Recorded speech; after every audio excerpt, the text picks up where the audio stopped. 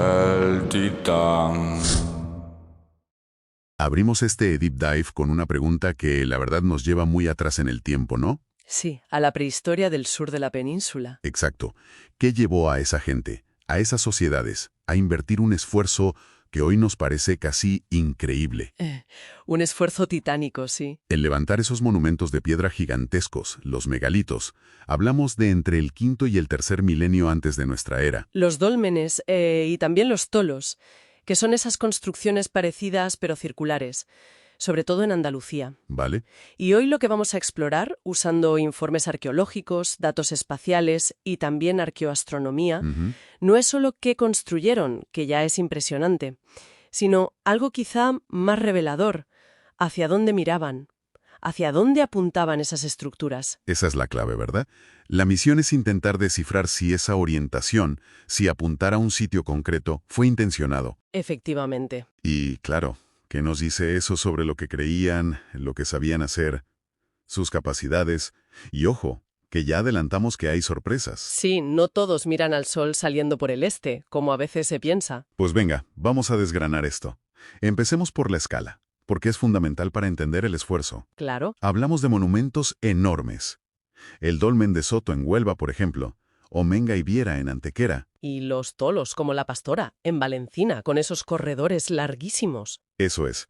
Pero fíjate, lo que a mí me llama la atención es que, siendo tan grandes, luego dentro encontraban pocos enterramientos. Muy pocos a veces. En Soto creo que eran 8 cuerpos. Apenas 8, sí. Y en Alberite, en Cádiz, ¿solo 2? 2. En esas moles de piedra. O sea que parece que su función principal quizá no era solo ser tumbas para mucha gente. Precisamente. Iban más allá. El trabajo descomunal que implicaron. Piensa en mover las piedras de Alberite. Algunas venían de canteras a 6 kilómetros. Madre mía. O levantar ese monolito central de 2 toneladas en Matarrubilla y colocarlo antes de cubrir el Tolos. ¿Eso exige planificación? Muchísima.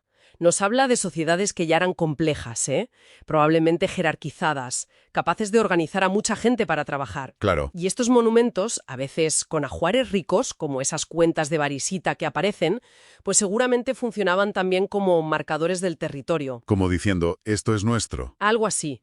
Y también como espacios para ceremonias, quizás para las élites de esa sociedad. Vale, entendido el contexto social y el esfuerzo. Ahora vamos a lo que decías, a lo de las orientaciones. Que aquí es donde la cosa se pone fascinante. Sí, porque es empeño en que apuntasen a sitios concretos.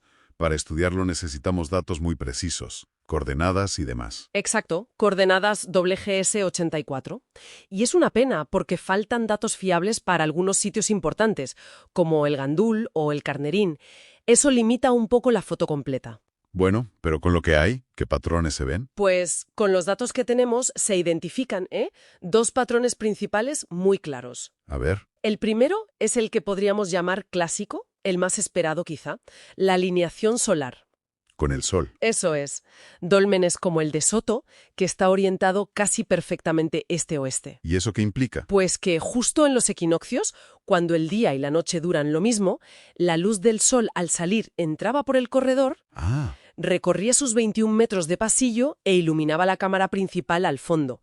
Un efecto que tuvo que ser, espectacular. Imagino. ¿Y hay más así? Sí, Viera, también en Antequera. Tiene una orientación parecida. Apunta cerca del este, a unos 96 grados de acimut. Acimut es el ángulo desde el norte, ¿no? Eso es, medido desde el norte geográfico. Pues 96 grados también está muy relacionado con la salida del sol en los equinoccios. Vale, patrón 1, el sol equinoccial.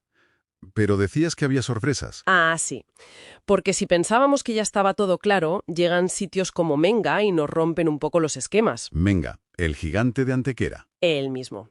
Pues Menga no mira al sol naciente. Su eje se desvía bastante, hacia el norte-noreste. ¿Y hacia dónde apunta entonces? Pues apunta directamente a un elemento súper visible en el paisaje de allí, la Peña de los Enamorados. Anda, a una montaña. A una formación rocosa muy característica, sí. Un hito geográfico. Y no es el único caso raro. Hay más. Sí, el Romeral, otro Tolos, también en Antequera, es de los poquísimos que mira hacia el oeste. Hacia la puesta de sol. Hacia la puesta de sol, sí. y además alineado con otro pico montañoso, el Camorro de las Siete Mesas, en el Torcal. Qué curioso. Y la Pastora, en Valencina, que mencionamos antes, también se orienta al oeste, al ocaso. Entonces tenemos dos grupos. Los del sol naciente equinoccial y estos otros que miran a montañas o al oeste. Exacto. Y lo intrigante es, bueno, ¿qué significa esta dualidad? ¿Es que cambiaron sus creencias con el tiempo? ¿O eran grupos distintos? O quizás coexistían diferentes grupos con visiones del mundo distintas. Una hipótesis es que veamos un cambio de enfoque. ¿De qué tipo? Pues de fijarse en fenómenos, digamos, universales, como los ciclos del Sol, a empezar a sacralizar elementos muy concretos de su paisaje, de su entorno local. Anclarse más a la tierra, por así decirlo. O Menga, el Romeral o la Pastora. Es casi como ver un cambio de mentalidad grabado en la piedra. Vale. Lo del Sol, bueno, es un ciclo astronómico claro, observable. Pero lo de alinear con una montaña, a ver cómo podemos estar seguros de que eso fue a propósito. De que no es una casualidad y nosotros ahora le estamos buscando tres pies al gato. Buena pregunta. No hablamos de intuiciones ni de buscar significados porque sí. Se usan métodos estadísticos bastante potentes. ¿Ah, sí?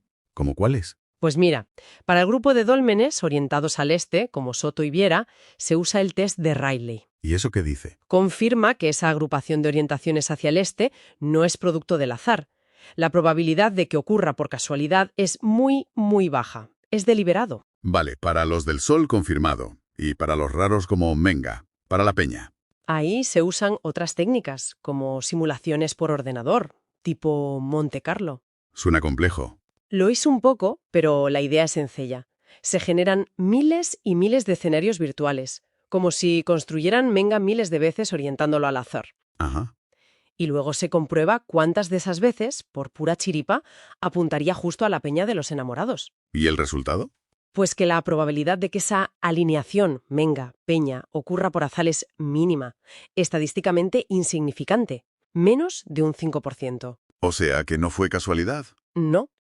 Sabían perfectamente lo que hacían. Estaban diseñando activamente un paisaje con significado para ellos, un paisaje sagrado. Entonces, resumiendo todo esto, lejos de ser construcciones hechas de cualquier manera, encontramos dos patrones claros, intencionados y además distintos. Eso es. Uno, el que llamabas clásico o astronómico, que conecta los monumentos con los grandes ritmos del cosmos a través del Sol, sobre todo en los equinoccios. Ahí estarían Soto, Viera. Exacto. Una conexión con los ciclos celestes. Y luego el otro patrón, el que mira elementos del paisaje o al ocaso, que ancla otros monumentos como Omenga, el Romeral, la Pastora, a referentes terrestres muy específicos, como montañas que considerarían sagradas o a la puesta de sol. Sí, una conexión más terrenal, más local quizá. Ambos revelan una planificación y unas ideas sobre el mundo, unas cosmovisiones, bastante complejas. Y si colectamos esto con la visión general, ¿qué implicaciones tiene? Pues por un lado vemos lo importante que es conseguir datos precisos de más sitios, para poder refinar estos modelos y entender mejor el panorama completo. Claro, llenar esos huecos de información. Pero, sobre todo, yo creo que nos ayuda a entender que estas orientaciones no son solo una anécdota astronómica o paisajística, son una ventana. ¿Una ventana a qué? A cómo estaba organizada su sociedad, a sus creencias más profundas, a cómo usaban la arquitectura monumental para ordenar su mundo, para darle sentido. Y supongo que también para mostrar poder, ¿no? ¿Quién mandaba construir esto? Muy probablemente, para manifestar y legitimar el poder de esas élites que podían movilizar tantos recursos. Y esto nos deja pensando, si hace miles de años, sin GPS, sin ordenadores, sin nuestra tecnología, esta gente tenía los conocimientos prácticos, de geometría, de ingeniería, de observación del cielo y del paisaje. Conocimientos muy sofisticados para su época. Para alinear moles de piedra de toneladas con esa precisión, ya fuera con el sol en un día concreto o con un pico a kilómetros de distancia. La pregunta es, ¿qué otros saberes, qué otras capacidades podrían haber tenido que quizá todavía no hemos descubierto o no hemos sabido ver? Es una pregunta fascinante, desde luego. Nos recuerda lo mucho que aún nos queda por aprender de estas culturas antiguas. El titán.